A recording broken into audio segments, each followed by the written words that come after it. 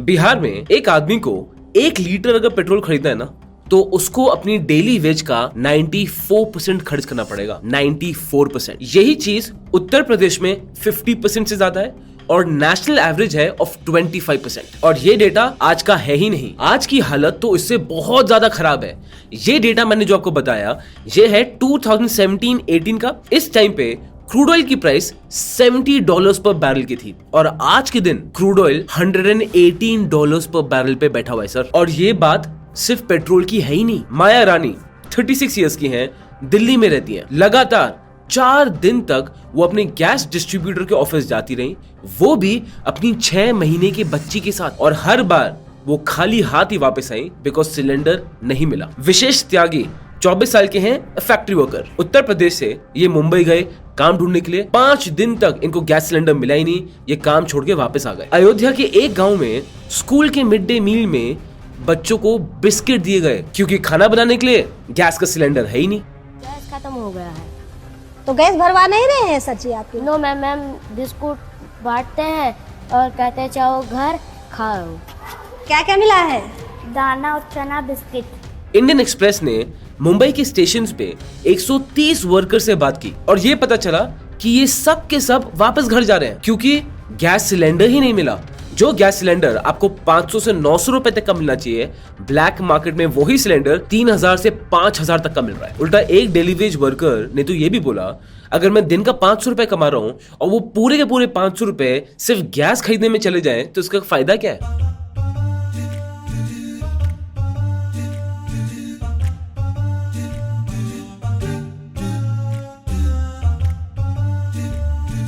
अभी आज हो रहा है अप्रैल 2026 में, जब ईरान यूएस का पूरा इशू चल रहा है। लेकिन ये पहली बार नहीं हो रहा है सर, पिछले 50 सालों में ये 6 बार हो चुका है। और आज मैं आपको यही पैटर्न दिखाना चाहता हूं जिसके बारे में कोई बात ही नहीं कर रहा। इंटरनेट में सब क्या बात कर रहे हैं कि ये प्रॉब्लम है, देखो प्रॉब्लम प्रॉब्लम प्रॉब्लम। मैं सर आपको एकदम बेस पे ले जाना चाह रहा हूं कि इंडिया की रूट्स में एक प्रॉब्लम है जिसकी वजह से चाहे दुनिया में कुछ भी वॉर आए, इंडिया इन्वॉल्व हो या ना हो, इसमें सबसे आधी जेब कटती किसकी है? आपकी और मेरी।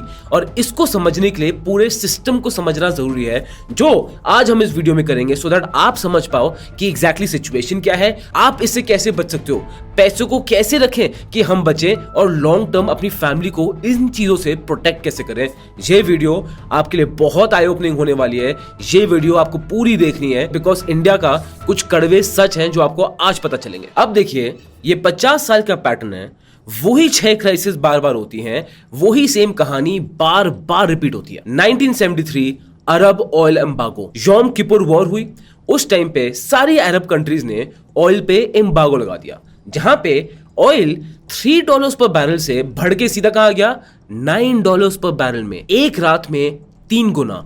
इंडिया में इन्फ्लेशन 21%। एक ही साल में इंडिया में रैशनिंग शुरू हुई और हमारी पूरी देश की इकोनॉमी एकदम कोलैप्स पे खड़ी हो गई। एंड उस वक्त इंडिया 60 to 70% ऑयल पूरा इंपोर्ट करता था and we were completely unprepared. 1979 Iranian revolution, जब शाह ऑफ ईरान को ओवरटर्न कर दिया गया। ये था दूसरा ऑयल शॉक, जहां पे ऑयल प्राइसेस सीधा ऊपर बढ़ के चली गई $39.5 पर बैरल। और अगर ये प्राइस आज के हिसाब से देखूं तो इट इज अपवर्ड्स ऑफ $140 पर बैरल। इंडिया में पेट्रोलियम प्रोडक्ट्स की प्राइसेस बहुत शार्पली बढ़ी। हमारी देश की गवर्नमेंट को डेफिसिट फाइनेंसिंग पे डिपेंड करना पड़ा, मतलब सरकार अब वो पैसा खर्च करी थी जो सरकार के पास था ही नहीं। 1990 गल्फ वॉर, और ये सबसे ड्रामेटिक था। अगस्त 1990 में ईरान ने कुवैत पर अटैक कर दिया था। उस समय ऑयल की प्राइसेस इतनी शार्पली बढ़ी कि ऑयल बैरल्स फ्रॉम $15 पर बैरल सीधा बढ़ के कितने में आ गए? $35 पर बैरल पे। एक महीने में डबल से भी ज्यादा रेट बढ़ गया। और उस समय इंडिया का ऑयल इंपोर्ट बिल सिर्फ एक ही साल में 60% से बढ़ गया। हमारे देश के फॉरेन एक्सचेंज रिजर्व $1.2 बिलियन से गिर गए। सिर्फ 3 हफ्ते के इंपोर्ट्स बाकी थे। इंडिया डिफॉल्ट होने वाला था, इंटरनेशनल पेमेंट्स करने के लिए पैसे थे ही नहीं। तो गवर्नमेंट ने क्या किया? आरबीआई का 47 टन ऑफ गोल्ड को फिजिकली प्लेन में डाला गया और उस प्लेन को बैंक ऑफ इंग्लैंड भेजा। और उसके बाद ऊपर से 20 टन्स ऑफ गोल्ड दोबारा आरबीआई से लेके फिजिकली प्लेन में लोड किया और बैंक ऑफ स्विट्जरलैंड भेजा। 67 टन्स का गोल्ड हमारे देश से फिजिकली बाहर निकाला गया। क्यों? $600 मिलियन का एक इमरजेंसी लोन लेने के लिए, और हमारे देश को अपना सोना मॉर्टगेज करना पड़ गया। एक बार आप सोच के देखो, एक सॉवरेन नेशन को अपना सोने को गिरवी रखना पड़ गया क्योंकि हम अपना ऑयल बिल नहीं पे कर पा रहे थे। एक बार सोच के देखिए, ये उतना ही बुरा है जब किसी आदमी को अपनी घर की ज्वेलरी बेचनी पड़ जाए या उसको गिरवी रखना पड़ जाए। ये एक बहुत बड़ी ह्यूमिलेशन थी, और इसी ह्यूमिलेशन की वजह से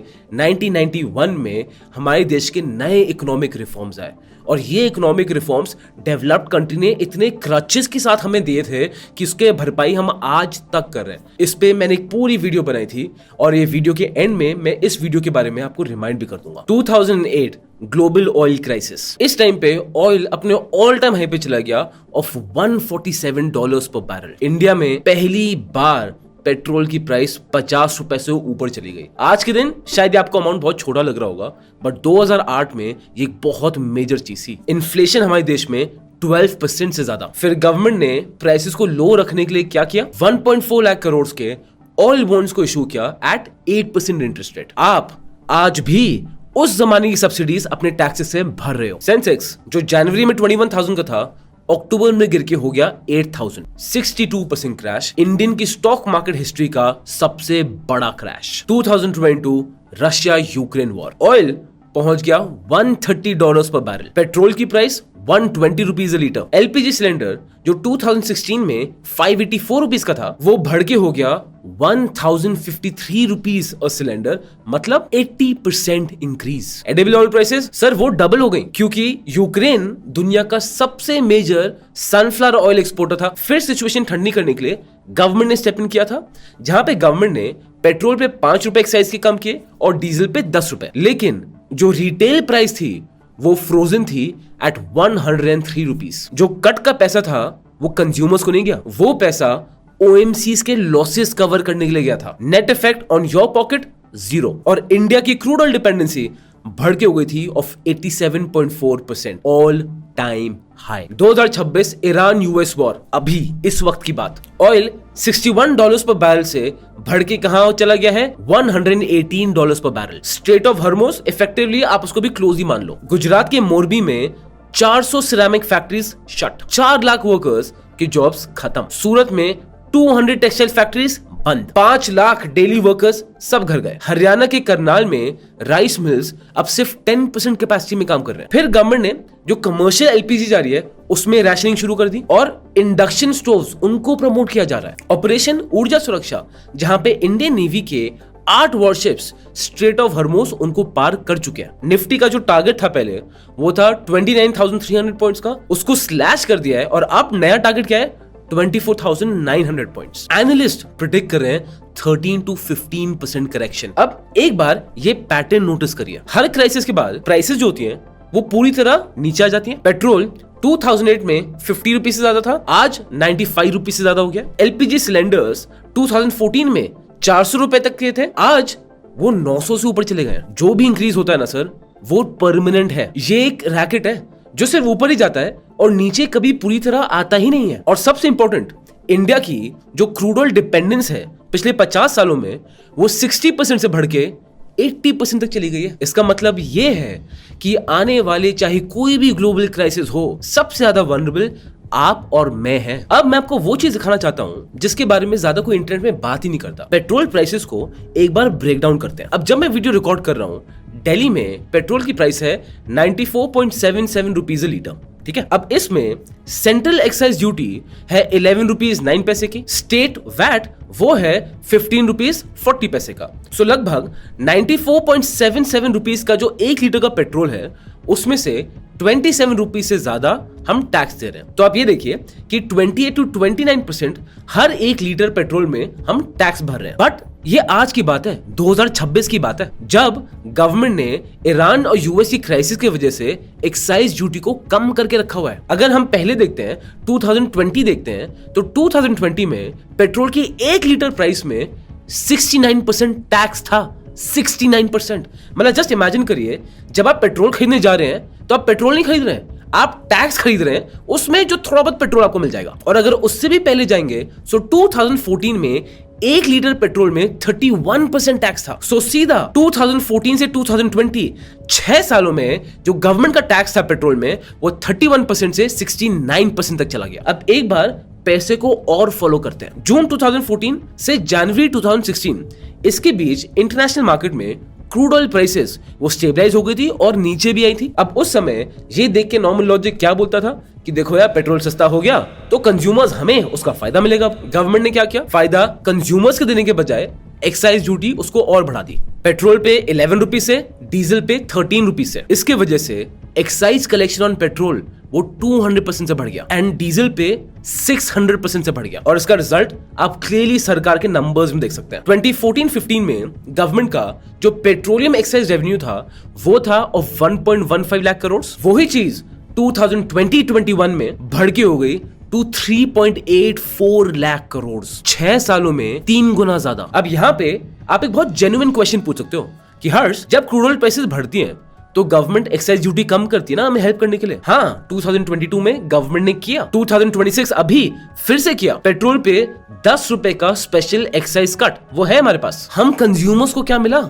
जीरो। पेट्रोल की रिटेल प्राइस को 94.77 उस पे फ्रीज कर दिया और जो एक्साइज कट का पैसा है वो हम कंज्यूमर्स की जेब में नहीं आया, वो गया है ऑयल मार्केटिंग कंपनीज को, IOC, BPCL, HPCL, जो खुद नुकसान कर रहे हैं of 24 to 30 rupees on every litre of petrol. सारा पैसा उनका लॉस कवर करने में गया। मतलब क्रूड ऑयल गिरता है तो गवर्नमेंट पॉकेट करती है, क्रूड ऑयल के पैसे बढ़ जाती हैं तो गवर्नमेंट वो हमारी जेब से निकालती है। और आपको याद है ना मैंने पहले क्या बताया था आपको, 2000s में जब ऑयल प्राइसेस बढ़ी थी गवर्नमेंट ने 1.4 लाख करोड़ के ऑयल बॉन्ड्स इशू किए थे 8% इंटरेस्ट रेट पे। यही बॉन्ड्स आज 2026 में भी मैच्योर हो रहे हैं। मतलब अगर आप 40 इयर्स के आप नीचे हैं तो जब आपने काम करना शुरू भी नहीं किया था, जब आपने पैसे कमाना शुरू भी नहीं किया था, उसका बिल आप और मैं आज भी भर रहे हैं। और इसलिए अगर आप दोनों साइड देखोगे तो गवर्नमेंट की भी हाथ बंधे हुए हैं, वो भी एक्साइज ड्यूटी कट नहीं कर सकती बिकॉज जो पुराने ड्यूज हैं वो ही चलते आ रहे हैं। मतलब सिस्टम क्या है, heads I win, tells you lose. और ये किसी एक पॉलिटिकल पार्टी की मैं बात नहीं कर रहा हूं,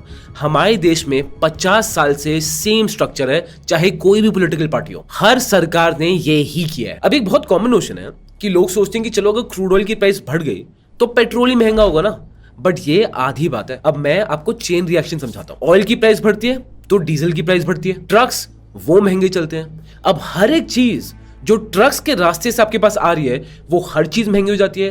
दूध, ब्रेड, अंडे, पैकेज फूड, एवरीथिंग, हर चीज का दाम बढ़ जाता है। आपका मंथली ग्रोसरी का बिल कम से कम 2000 से 5000 रुपए से बढ़ जाएगा। एक और रिएक्शन बताता हूं, क्रूड ऑयल की प्राइसेस बढ़ गई तो LPG की प्राइस बढ़ जाती है, जिसकी वजह से घर पे भी खाना महंगा हो जाता है, बाहर भी खाना महंगा हो जाता है, क्योंकि रेस्टोरेंट्स 60 to 65% LPG गैस वो ही यूज कर रहे हैं। आपको एक और बताता हूं, क्रूड ऑयल की प्राइसेस बढ़ती हैं तो नेचुरल गैस है उसकी प्राइस बढ़ जाती है, जिसकी वजह से जो फर्टिलाइजर है वो बहुत महंगा हो जाता है। स्ट्रेट ऑफ हॉर्मुज से दुनिया का 35% यूरिया और 45% सल्फर वो एक्सपोर्ट होता है। और जब यही चोक हो जाता है इंडियन एग्रीकल्चर, हमारी फर्टिलाइजर कॉस्ट वो बहुत बढ़ जाती है। और शुरुआत होगी क्रॉप की महंगी होने से, बट आगे बढ़ के होगा क्या, वो सारी कॉस्ट हम ही पे करने वाले हैं बिकॉज हमारा खाना बहुत महंगा होने वाला है। एक और चेन रिएक्शन देता हूं, क्रूड ऑयल बढ़ता है तो जो पेट्रोकेमिकल्स हैं वो महंगे हो जाते हैं, तो जो पेट बॉटल्स हैं, जो प्लास्टिक पैकेजिंग है, जो HDPE पैकेजिंग है, सब महंगी हो गई। अब इस चक्कर में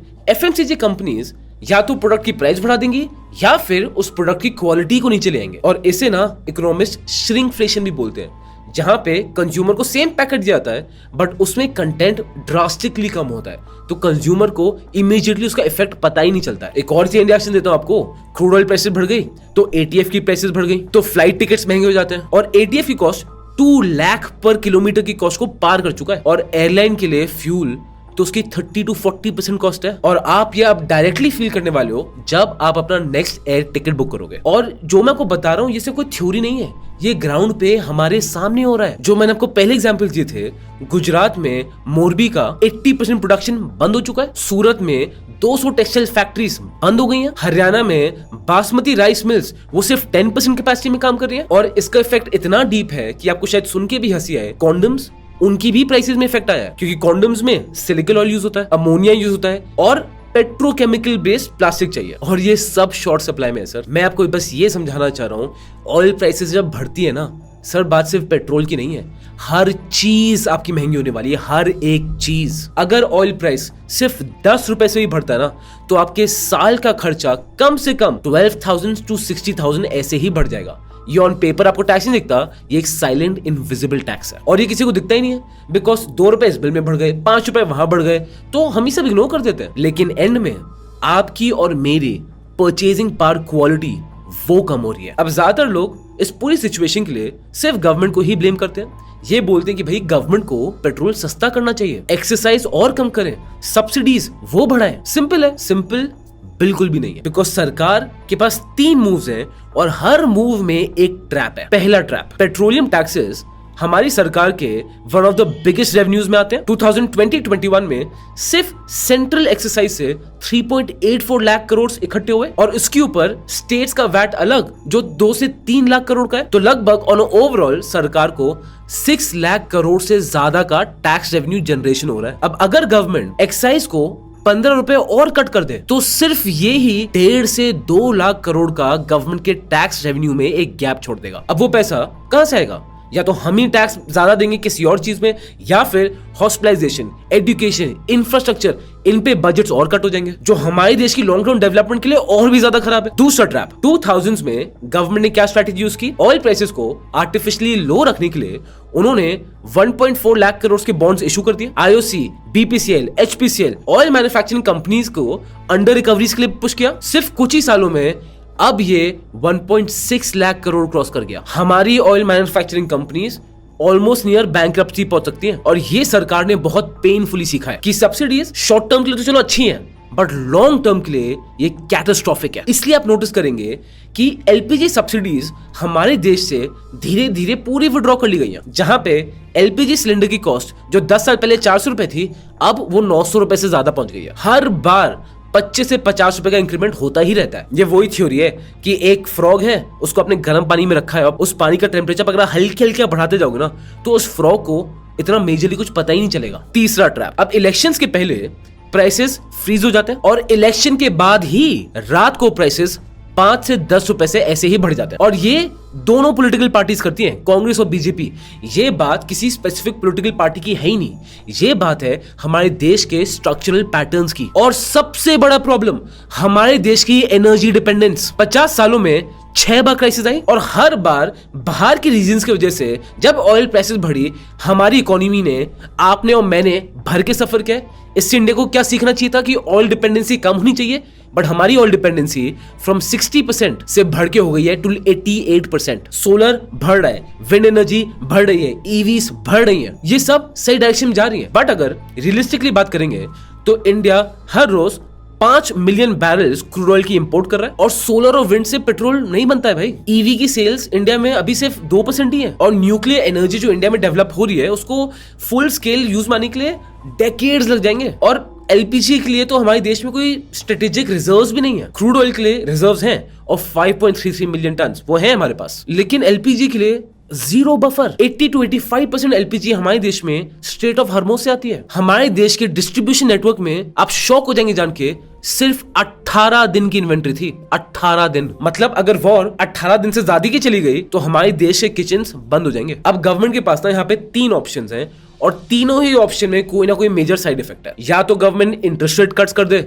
बट फिर इन्फ्लेशन बढ़ जाएगी, महंगाई बढ़ जाएगी, या फिर गवर्नमेंट इंटरेस्ट रेट्स को बढ़ा दे बट हमारे देश की ग्रोथ फिर वो रुक जाएगी, या गवर्नमेंट पैसा और प्रिंट करे बट इससे हमारे देश की रुपये की वैल्यू वो और खत्म हो जाएगी। हर एक टूल जो सरकार यूज कर सकती है ना, उससे कुछ ना कुछ बिगड़ता जरूर है। और अगर आप पॉलिटिकली सोच रहे हो तो मैं आपको दोबारा करेक्ट करना चाहूंगा, कोई भी पॉलिटिकल पार्टी, कोई भी पॉलिटिकल लीडर इस स्ट्रक्चरल ट्रैप को क्विकली फिक्स कर ही नहीं सकता। ये हमारे देश में डेकेड्स का प्रॉब्लम है और इसको डेकेड्स लगेंगे सॉल्व होने के लिए। तब तक आपको अपना पैसा सर खुद ही प्रोटेक्ट करना है। अब मैं सिर्फ आपको बर्बादी नहीं दिखाना चाह रहा हूं, मुझे आपको एक कंप्लीट पिक्चर देनी है और कंप्लीट पिक्चर में ये भी आएगा कि India is definitely stronger now. पहला पॉइंट, अगर हम रेशियो लेंगे oil imports as percentage of GDP, 2009 में ये था 8.5% और आज है सिर्फ 4.8%। इकोनॉमी हमारे देश की इतनी बढ़ गई है कि ऑयल इंपोर्ट्स का बिल प्रोपोर्शनेटली अब बहुत छोटा लगता है। दूसरा, गवर्नमेंट ऑयल सब्सिडीज 85% तक कट कर चुकी है। जो पहले $25 बिलियन की सब्सिडी थी, अब रह गई है सिर्फ $3.5 बिलियन की। और ये जो फ्रीड अप मनी गवर्नमेंट के पास बचता है, इसको सरकार रिन्यूएबल एनर्जी में पुश कर रही है। रिन्यूएबल इन्वेस्टमेंट शेयर जो 2014 में 23% था, वो 2025 में 40% से ज्यादा हो गया। तीसरा, अब रशिया इंडिया का नंबर 1 क्रूड ऑयल सप्लायर है। 36% शेयर जो इंडिया का क्रूड ऑयल इंपोर्ट्स पहले गल्फ से आता था, अब रशिया से आता है और हमें वो सस्ता पड़ता है। हमारी जो स्ट्रेट ऑफ हार्मोस में डिपेंडेंसी थी फॉर क्रूड ऑयल स्पेसिफिकली, वो सिग्निफिकेंटली अब कम हो गई है। और इंडिया इस क्राइसिस में, जहां पे इन्फ्लेशन हमारी सिर्फ 2% थी, जहां पे जीडीपी ग्रोथ रेट 7.6% था, उसके साथ इस क्राइसिस में एंटर किया है। 2008 की जब क्राइसिस थी, उस समय इंडिया का इन्फ्लेशन 12% पे बैठा था और कोविड के टाइम हमारी पोजीशन ऑलरेडी स्लो डाउन थी। बट अभी इस क्राइसिस में हम एक बहुत स्ट्रॉन्ग प्लेयर की तरह इसमें एंटर कर रहे हैं। लेकिन और ये इंपॉर्टेंट है, बेटर पोजीशन होने का मतलब ये नहीं कि हम सेफ हैं। 88% dependency on crude oil imports अभी भी 88% ही है, चाहे हम जितना भी पैसा कमा लें। एलपीजी रिजर्व्स हमारे देश में नहीं है, चाहे निफ्टी जितना भी ऊपर बढ़ जाए। और हाँ, रशिया से हमारा क्रूड ऑयल अब आ रहा है, हमारा स्ट्रेट ऑफ हार्मोज में क्रूड ऑयल की डिपेंडेंसी कम हो गई है, बट एलपीजी अभी भी 80-85% स्ट्रेट ऑफ हार्मोज से ही आ रहा है। इंडिया पहले से ज्यादा रेजिलियंट है, कोई डाउट नहीं है, बट रेजिलियंट का मतलब इनवल्नरेबल वो नहीं होता। पैटर्न एकदम वही है, बट इस बार शायद इंडिया पे इंपैक्ट थोड़ा कम होगा, थोड़ा। अब आ जाते हैं सबसे इंपॉर्टेंट सवाल पे कि इन सब चीजों का आप पे कैसा फर्क पड़ेगा। सबसे पहला इंपैक्ट, आपके monthly expenses will definitely go up. Food inflation, energy prices, transport cost, ये सब फॉलो अप कर रहे हैं। अभी मार्च में WPI का डेटा आया है, वो है 3 साल का highest. Manufacturing across board, food, textile, chemical, rubber, plastic, सब में इन्फ्लेशन बढ़ा है। और अगर आपका मंथली एक्सपेंस 50,000 है, तो आप ये मान के आराम से चल सकते हैं कि आने वाले 6 महीनों में आपका मंथली एक्सपेंस बढ़ के हो जाएगा 55 to 65,000। और ये भी आपके बिना कोई लाइफस्टाइल अपग्रेड करे। ये खर्चा है, ये इनविजिबल टैक्स है जो हम सबको अनफॉर्चुनेटली भरना पड़ेगा ही पड़ेगा। इम्पैक्ट नंबर 2, EMIs वो बढ़ सकती हैं। जब भी क्रूड ऑयल पे $10 पर बैरल से प्राइस बढ़ती है ना, तो on a thumb rule India का इन्फ्लेशन 30 to 50 बेसिस पॉइंट से ऊपर चला जाता है। RBI का जो अब इन्फ्लेशन टारगेट है वो है 4% ±2%। और अगर इन्फ्लेशन हमारे देश में 5-6% क्रॉस कर गया, तो RBI को इंटरेस्ट रेट्स बढ़ाने ही पड़ेंगे। और floating rate home loan EMI 1000 से 3000 रुपए पर मंथ से बढ़ सकती है। Impact number 3, stock market definitely volatile रहेगा, बट हिस्ट्री ने हमें यह हमेशा दिखाया है कि मार्केट्स रिकवर करते हैं। 2008 में सेंसेक्स 21,000 से 8,000 पॉइंट्स तक नीचे गिर गया, 62% क्रैश।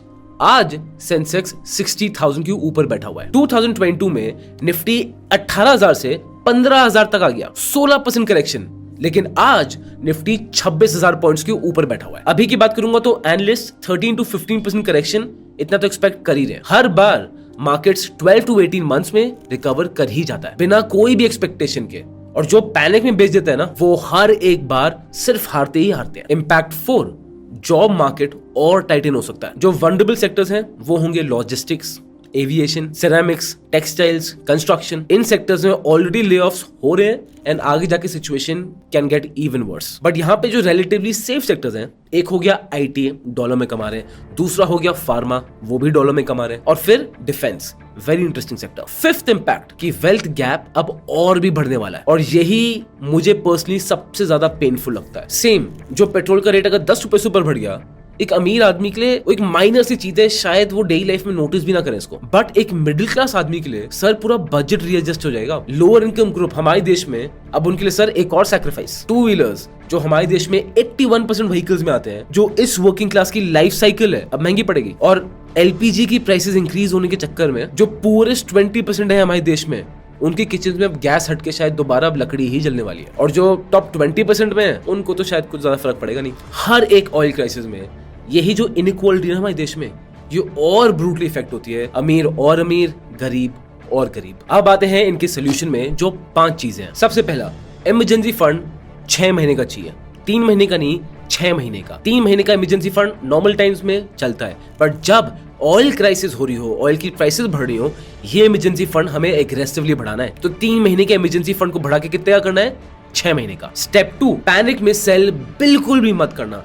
ये सबसे वैल्यूएबल एडवाइस है। अगर आप पैनिक में स्टॉक मार्केट्स में अभी सब सेल कर देंगे, 10 से 12 महीनों में रिकवरी जनरली कर जाता है, बहुत बड़ा रिग्रेट होगा। स्टेप नंबर 3, बड़े खर्चे अगर कोई होने वाले हैं आपके, या तो रेनोवेशन का, या कोई गाड़ी का, या किसी और चीज के बड़े खर्चे, या तो उसको आप अभी ही कर लो, बिकॉज अभी current price levels are still okay, वरना सीधा 1 साल बाद ही आपके खर्चे होने चाहिए, बिकॉज बीच में अब प्राइसेस बढ़ने के चांसेस बहुत ज्यादा है। स्टेप 4, अपना पोर्टफोलियो डाइवर्सिफाई करिए एंड 5 to 10% तक गोल्ड में रखिए, क्योंकि ग्लोबली सेंट्रल बैंक्स अपनी गोल्ड रिजर्व्स बढ़ा रहे हैं और ग्लोबली सेंट्रल बैंक्स की गोल्ड रिजर्व्स अपवर्ड्स ऑफ 24% हो गई हैं and US treasuries is only 21%। पहली बार गोल्ड रिजर्व्स ने ट्रेजरीज को ओवरटेक किया है। और अगर ये दुनिया के शायद सबसे स्मार्ट फंड मैनेजर्स, सबसे स्मार्ट इकोनॉमिस्ट ये मूव कर रहे हैं, तो शायद आपको भी इन्हीं के साथ साइड करना चाहिए। एंड स्टेप नंबर 5, 90 डेज तक अपने जो एक्चुअल एक्सपेंसेस आपके हो रहे ना, उनको ट्रैक जरूर करिए। ज्यादातर लोगों को अपना एक्चुअल एक्सपेंस की हो कितना रहा है उसका कुछ आइडिया ही नहीं है। लगभग तो सबको पता है, बट एग्जैक्ट वो कोई नहीं जानता। स्प्रेडशीट बनाओ, 90 डेज के बाद आपको पता चलेगा कि रियल टाइम इन्फ्लेशन जब बढ़ता है तो आपको इफेक्ट कैसा करता है। This lesson you will carry on for life. 1973, 1979, 1990, 2008, 2022, 2026, 50 सालों में 6 बार ऑयल क्राइसिस आई। वही सेम पैटर्न, इंडिया में इन्फ्लेशन बढ़ गया, महंगाई बढ़ गई। उसी तरीके से गवर्नमेंट ने बचाने की कोशिश की, कभी गोल्ड को प्लेज कर दिया, कभी ऑयल बॉन्ड्स इशू कर दिए, कभी एक्साइज ड्यूटी कम कर दी, बट अल्टीमेटली पूरा इंपैक्ट आप पर और मुझ पर ही आया है। ये एक ऑयल का ऐसा रैकेट है जिसमें हमारा देश फंसा हुआ है और हमारे लिए प्राइसेस सिर्फ ऊपर ही जाती रहेंगी, और इसमें गवर्नमेंट को ब्लेम करने का कुछ फायदा नहीं है, बिकॉज ये डेकेड्स का ट्रैप है। डेकेड्स देंगे ठीक होने में, हम बस यही सोच के खुश हो सकते हैं कि चलो हमारी सरकार कुछ राइट डायरेक्शन में कदम तो उठा रही है। सच ये है, हमारे कंट्रोल में कुछ भी नहीं है। बस एक ही चीज आपके कंट्रोल में है, वो है आपकी तैयारी। माया रानी की जो कहानी मैंने आपको बताई थी, जो अपनी 6 महीने की बेटी को लेके 4 दिन सिलेंडर के ऑफिस में गई थी, उस बिहार के वर्कर की कहानी जिसके दिन का 94% का वेज सिर्फ पेट्रोल में जा रहा है। अगर उस सिचुएशन कोई है तो वो ऐसे सडन शॉक्स के लिए प्रिपेयर नहीं कर सकते, मैं एग्री कर रहा हूं, पर आपके पास वो लग्जरी है कि आप पहले से प्रिपेयर कर पाओ, और ये चॉइस सिर्फ आपकी है। यहां मैं आपको वो चीजें बताता हूं जो आपको और कोई भी नहीं बताता, बिकॉज मेरा मिशन जो है is that I don't want you to sacrifice in life because of money. मैं नहीं चाहता एक बाप अपने बच्चों को पूरे टाइम पैसों के लिए टोकता रहे, माँ बाप में लड़ाई रहे पैसे के चक्कर में, पैसा एक स्ट्रेस का कॉज बना रहे, ये मैं नहीं चाहता। मैं चाहता हूं आप पैसे को अच्छे से समझें, ढंग से मैनेज करें और एक अच्छी फैमिली लाइफ जिए। पैसे पे रोने की जरूरत नहीं है, समझने की जरूरत है। और अगर ये मिशन आपको भी कनेक्ट करता है तो सब्सक्राइब जरूर करिए, और उस इंसान के साथ ये वीडियो जरूर शेयर करिए जिसको ये सुनने की जरूरत है। और अगर वीडियो आप अभी तक देख रहे हो तो मैं एक लास्ट बात आपको कहना चाहता हूं। जो भी मैंने आपको 5 सॉल्यूशंस बताए हैं, क्या वो आप एक्चुअली करने वाले हो? क्या इमरजेंसी फंड सही में बढ़ाओगे? क्या पोर्टफोलियो को आप सही में डाइवर्सिफाई करोगे? क्या अपने इन खर्चों को आप सही में ट्रैक करोगे? सच है, ज्यादातर लोग ये सब वीडियो सुनेंगे, थोड़ा बहुत सोचेंगे, स्ट्रेस में आएंगे, फिर कोई और वीडियो देखेंगे और कहानी खत्म।